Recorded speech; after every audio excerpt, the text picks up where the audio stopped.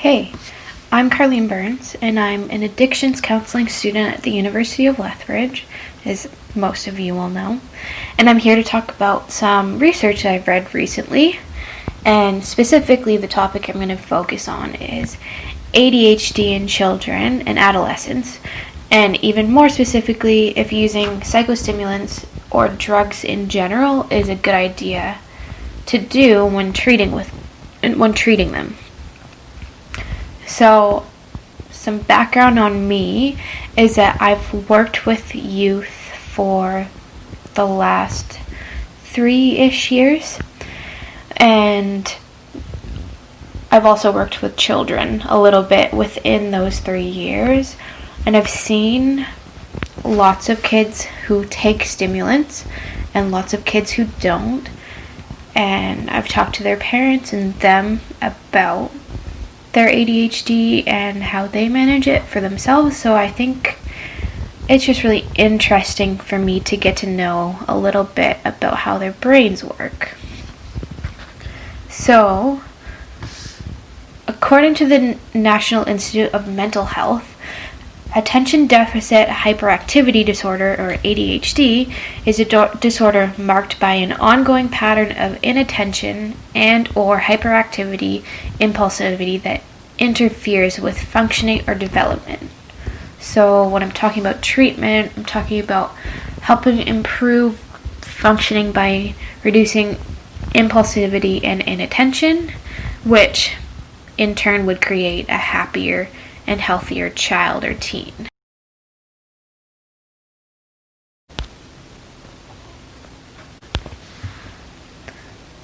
So to give a little bit more context, psychostimulants or stimulants used to improve brain functioning are regarded as the most effective form of treatment for ADHD, and that's in terms of symptom management. So you see a reduction in impulsivity and inattention in these people that are using psychostimulants. The prevalence of ADHD in children and adolescents is anywhere between 3.4 and 10.6%. These numbers vary depending on whose studies you're looking at, because in the US the rates are much higher than in other countries. I think in Canada it's quite high as well. And different studies have different inclusion criteria for what is considered ADHD. So the DSM-5, which is what is used in the US and Canada primarily, has a wider list of criteria for diagnosis. And so more kids are going to be diagnosed in these countries. So where I'm getting the between 3.4 and 10.6% prevalence is from a study by Polancic and others that was published in 2015 called Trends in ADHD Medication Use in Children and Adolescents in 5 Western Countries between 2005 and 2012. So the authors of this study note that what I just said, the ADHD diagnosis is higher in the US primarily because of the DSM-5 criteria. But it also notes that ADHD medications are more likely to be prescribed in the US than other stepwise approaches, which I've understood to be behavioral approaches. And these behavioral approaches are more likely to be secondary in the US and Canada, and stimulants are most likely to be prescribed. I think the European countries that this study also focused on have more social programs, so they're more able to implement behavior management plans with kids, and that seemed to be a big reason why they're more likely to use them. They just have the better resources and infrastructure to do so.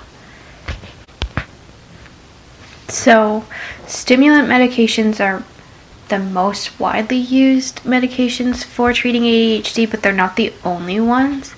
They're also the ones that I'm mostly focused on today. There are other ones like atomoxetine that are newer and have like a little bit different side effects, but target basically the same brain function. So in this Polansik study, it was found that about 30% of children and youth don't respond to medications for various reasons. It could be misdiagnosis or just the way their brains are functioning. So those are the youth that would need to be treated with behavioral approaches. And the trends showed that in every country of this study, ADHD medication was increasingly prescribed over the years. There's more of a plateau in US, but in European countries, the trend is that it's more likely to be prescribed, and the specific age group that it's most likely to be prescribed to is 10 to 14-year-olds. So, a personal conjecture here, I think that age 10 to 14 is when a lot of youth are exercising their freedom and they're expected to be more mature. So, this freedom and expected maturity causes a lot of room for mistakes, and it might be where they're first noticing the effects of their ADHD, and might be why they're getting prescribed medication more.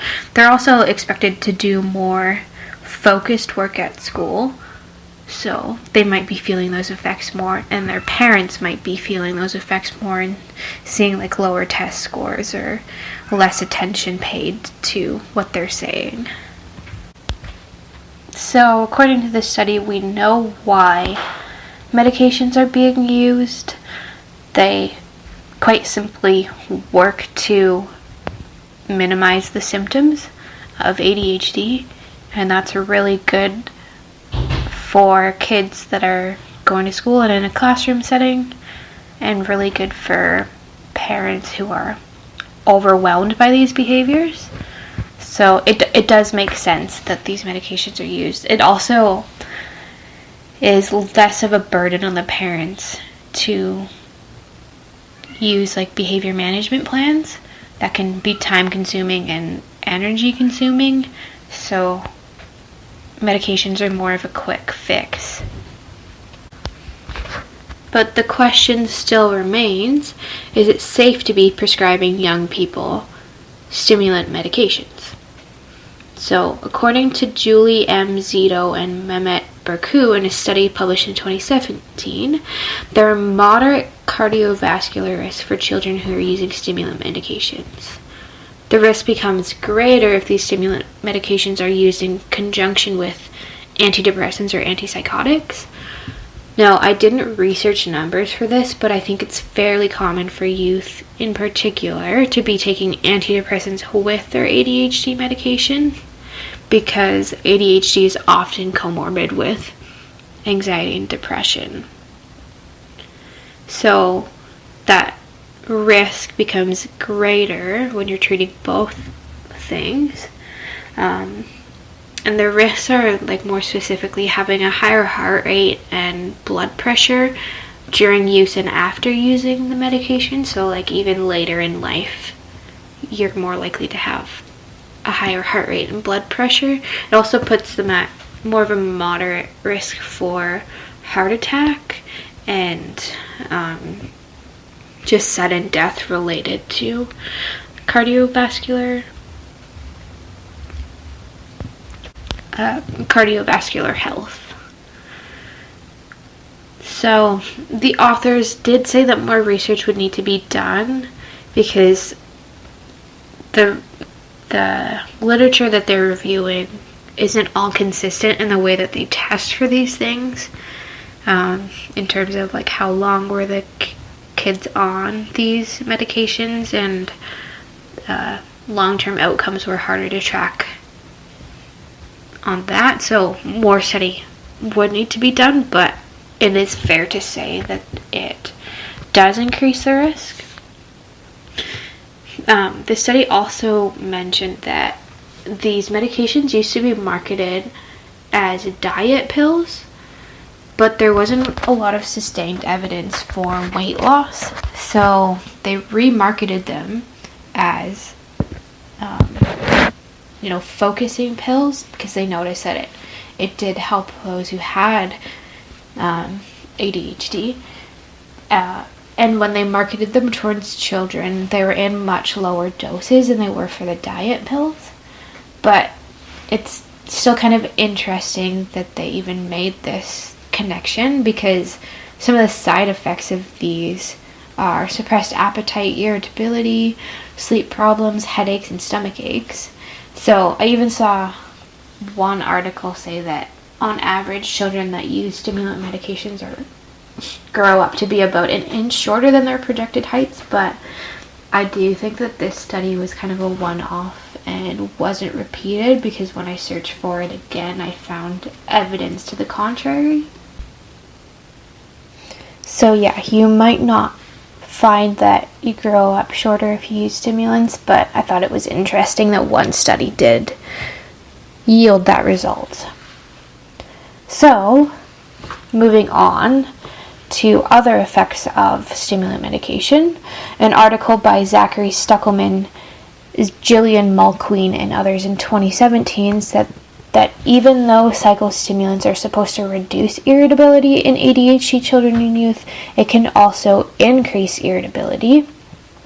So this irritability risk is mainly seen with amphetamine usage, and methylphenidate, which is the other significantly used drug, showed a lot less of a risk, or no risk at all.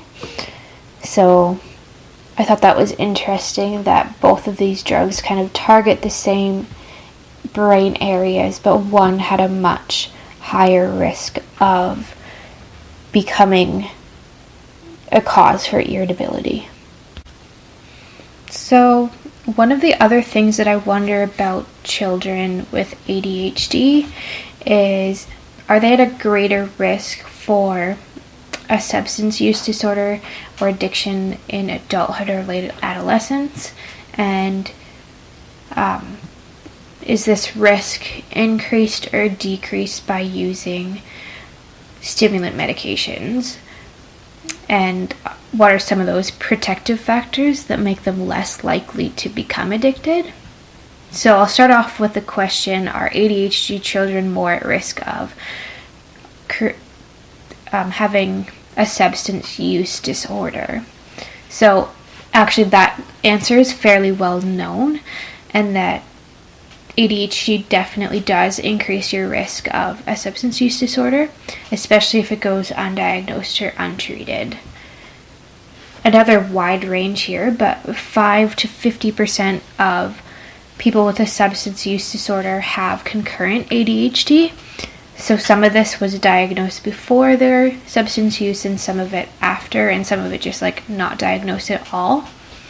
But yeah, so very high rates of ADHD in people that use substances. So to nitpick a little bit, in a Danish study by Dalsgaard and others in 2014, I found a direct quote that says, for every year older at initiation of stimulants, the risk of a substance use disorder in adulthood increased by a factor of 1.46. So this can be interpreted to mean that every year older that a child doesn't receive medication for is a year that increases their risk for becoming addicted to substances later in life. So yeah, the younger you medicate, the less of a risk there is for addiction. Personally, I had some resistance to this number and idea, because it doesn't take into and to account the effect of, social relationships and teacher relationships and relationships with your parents and just your total overall environment. It doesn't take that into effect really at all. So it may reduce your risk and probably does, but alternatives can probably replace it just as effectively if they're implemented properly. Now that's just my opinion, but I think that it holds some merit based on some other research that I read. But the big picture here is that overall, children and youth with ADHD are likely to grow into adults that struggle with substance use. And I think that has a lot to do with their impulsivity and their risk-taking behaviors. It's higher than in the general population. And the same reward circuits that are being rewarded with by using like drugs and alcohol are what are missing or under functioning in people that have ADHD. So that dopamine that they're seeking, they're finding in using drugs, because the ADHD brain just doesn't produce enough dopamine to keep the brain functioning properly. So it's no surprise that the rates of substance use are a lot higher. So not to be so grim, I think that the usefulness of knowing that the risk of a substance use disorder is quite high is we can educate kids, especially ADHD kids, on why they might turn to drugs and alcohol more easily or readily than their peers, their neurotypical peers, that is. So I think using that and not taking it as a scare tactic, but as an opportunity to teach and to learn would be most helpful. So now moving on from that, there's a growing movement of people and research behind finding alternatives to medications because of the side effects or significant positive effects used without medications. So lots of people are looking into alternative medications, and the most common alternative to medication is behavior management or contingency management plans. And these mostly happen in the classroom because the teacher has the greatest amount of control over the kid for extended periods of time. It can also happen at home, but then you don't get the social aspect that the kids need when you're using these behavior management plans at home. So when I was researching that, I found a study called a randomized trial of classroom intervention to increase peer social inclusion of children with attention deficit hyperactivity disorder. And this study talked about using behavior management plans or contingency management programs where the teacher or other adults consistently reward on-task behavior. And one aspect of this study that was different from other contingency management plans was that it was helping other neurotypical children in the classroom include ADHD children in the classroom. So it relied on teachers not only using a point system out loud so that children could create a hierarchy. They said that it would be better to reward privately these point systems, but publicly reward the behavior themselves. So like not saying you get a point for sitting still through this 5-minute video, just saying, wow, everyone did a great job of sitting still through this video, and then privately afterwards assigning points to students. That way they can't create such a hierarchy. It also included making inclusion of all students part of the management plan. So students were rewarded for including other students, and they wouldn't receive points if they were excluding kids. So that helped build social skills. There was like a lot more in-depth analysis to these, but I think those are the main points that I would like to pull out of it, because it really focuses on the social adjustment of kids in these classrooms, which I think is super important and will really help their emotional development. If they have a good environment in the classroom when they're growing up, then they're more likely to create lasting and sustained friendships and see less of the effects of their ADHD. And these behavior management plans work best when there's clear guidelines and consistent rewards. So you want to have the teacher rewarding every time the behavior is displayed, and trying to reduce the gaps in when that reward is being given. And this will make the child feel valued, and it will also effectively create these desired behaviors. Punishment doesn't work as well, although there is a place for it in some behavior management plans. I think that it's much more effective to focus on the positives. So I guess what I'm saying here is that while medications are effective for dealing with impulsivity and hyperactivity, behavior management plans work to make the child gain more mastery of their environment and build their internal motivations. It can also give them alternative ways to get those rewards and get that dopamine hit that they're seeking. When a child feels accepted by their friends, their peers, and their mentors, it'll help them be able to build healthy relationships that last throughout their life. I also think that it's important to note that the child should be consulted in these matters. They might not be able to fully comprehend all of the effects of medications or behavior management plans, but they are able to understand how their bodies and their brains feel. So I think asking them how they feel, like, how does this medication make you feel, or do you feel foggy, would you like to try something different, and really listening to what they're saying, even if you're not asking those questions, just listening to how they're saying, like, are they being included in the classroom or with their friends, and do they have lasting friendships and things like that, and that can inform whether or not you use medication with children. Alright, so I feel like I've talked quite a bit here and read some studies, some literature reviews, and gave some personal opinion. So I'd like to wrap it up with a bit of a summary.